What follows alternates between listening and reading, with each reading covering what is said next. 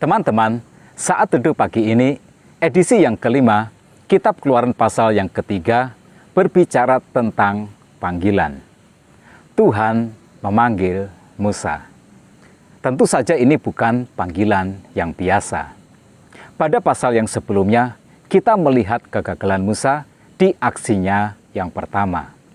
Dia ingin menolong saudara sebangsanya yang dipukuli mandor Mesir dengan kejam, tetapi orang-orang Yahudi sendiri tidak menerimanya. Maksud baik tidak jaminan pasti akan diterima dengan baik.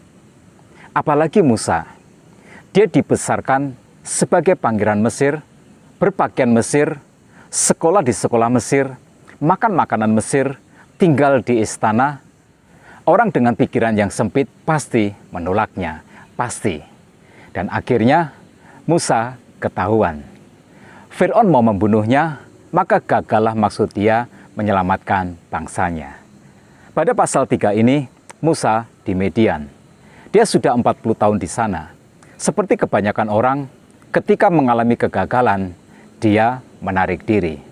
Melupakan panggilan, melupakan semua cita-cita indahnya, lagi pula kehidupan seakan memberinya hanya satu pilihan saja, yaitu menjadi gembala kambing domba dan membangun keluarga kecilnya. Tetapi ketika dia sedang menggiring kambing dombanya ke Gunung Horeb, dia melihat sebuah pemandangan yang tidak biasa. Dia melihat semak duri menyala, tetapi tidak dimakan api. Itu ternyata Tuhan yang sedang menemuinya. Ayat 4 dan 5 berkata, "Berserulah Allah dari tengah-tengah semak duri itu kepadanya, 'Musa, Musa,' dan dia menjawab, 'Ya Allah.' Lalu dia berfirman, 'Janganlah datang dekat-dekat. Tanggalkanlah kasutmu dari kakimu, sebab tempat di mana engkau berdiri itu adalah tanah yang kudus.'" Kekudusan. Tuhan mengajarkan kekudusan. Kekudusan Tuhan harus disikapi dengan hormat. Saya ingin kita memahami bukan tempat yang dimaksudkan Tuhan dengan kata kudus, tetapi kehadiran Tuhan, hadiratnya. Sebab Allah adalah Allah yang Maha Kudus, maka hadiratnya juga kudus. Rasa hormat kepada kekudusan Tuhan harus dimiliki oleh setiap orang yang percaya. Menghormati hadirat Tuhan adalah sikap menghormati Tuhan. Tuhan kemudian berfirman dalam ayat yang ke-7 dan 8, "Aku telah memperhatikan dengan sungguh kesengsaraan umatku di tanah Mesir, dan aku telah mendengarkan seruan mereka yang disebabkan oleh pengerah-pengerah mereka. Ya, aku mengetahui penderitaan mereka. Sebab itu, aku telah turun untuk melepaskan mereka dari tangan orang Mesir dan menuntun mereka keluar dari negeri itu ke suatu negeri yang baik dan luas, suatu negeri yang berlimpah-limpah susu dan madunya." Lalu dalam ayat yang ke-10 Tuhan berfirman, "Jadi sekarang pergilah, aku mengutus engkau kepada Fir'aun untuk membawa umatku orang Israel keluar dari Mesir." Tuhan mengutus Musa. Tuhan memanggilnya untuk suatu tugas yang besar. Jangan menarik diri dari panggilan Tuhan. Jangan lari dari tugas yang Tuhan berikan. Mari kita definisikan kembali arti kegagalan. Jika kita gagal secara manusiawi, kita tidak benar-benar gagal. Musa hanya belum melakukan seperti yang seharusnya dia lakukan.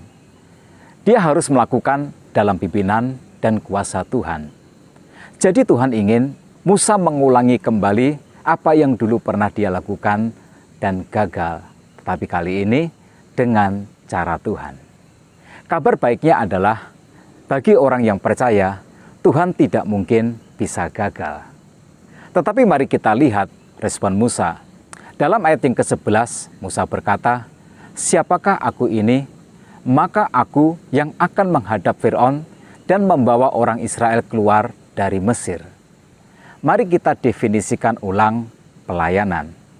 Pelayanan bukanlah kita melakukan pekerjaan Tuhan, tetapi Tuhan melakukan pekerjaannya melalui kita.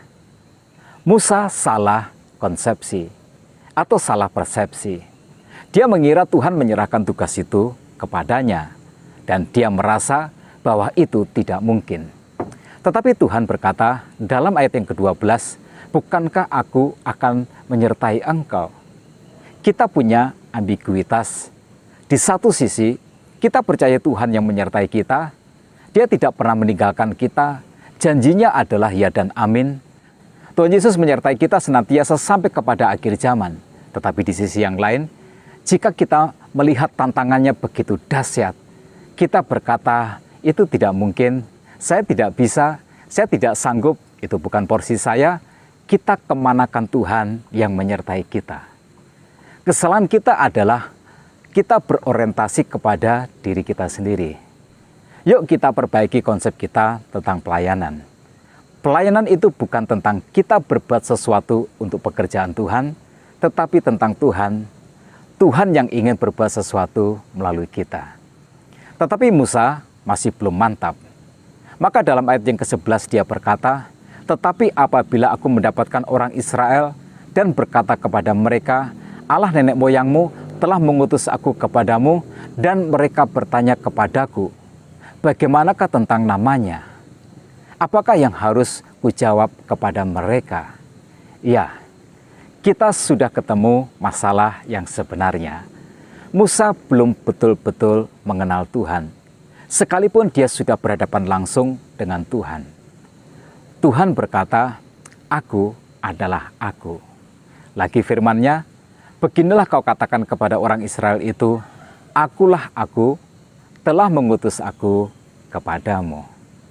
Jawaban yang aneh ini bagi kita yang awam akan lebih mudah dipahami dengan penjelasan seperti ini. Melalui jawaban ini, Tuhan berkata kepada Musa, Musa, mungkin kamu tidak punya semua jawaban untuk menjawab semua pertanyaan, untuk menjawab semua keraguan, untuk menjawab semua masalah. Tetapi kamu memiliki semua dariku. Aku akan bersama-sama denganmu, jangan takut, jangan ragu. Saya ingin mengakhiri sesi ini di sini. Pelajaran yang paling berharga dari Tuhan memanggil Musa adalah, yang pertama, kita harus memiliki rasa hormat kepada Tuhan. Tuhan tidak mensyaratkan kesempurnaan, tetapi Tuhan mensyaratkan sikap hormat kepadanya. Mereka yang dipakai Tuhan adalah orang-orang yang memiliki sikap hormat kepada Tuhan. Yang kedua, jika kita gagal secara manusia, kita tidak benar-benar gagal. Kita hanya melakukan dengan cara kita sendiri dan dengan kekuatan kita sendiri. Lakukanlah pekerjaan Tuhan, pelayanan dalam pimpinan dan kuasa Tuhan. Yang ketiga, pelayanan bukanlah apa yang kita lakukan untuk Tuhan, tetapi apa yang Tuhan lakukan melalui kita. Jangan menyepelekan tantangan, karena itu adalah kesombongan. Tetapi jangan juga takut dan gentar, sebab Tuhan beserta kita. Mungkin kita tidak memiliki semua jawaban untuk semua masalah yang kita temui di dalam pelayanan. Tetapi kita punya Tuhan yang adalah jawaban bagi semua masalah. Tetap semangat dalam kehidupan. Tuhan Yesus memberkati kita semua.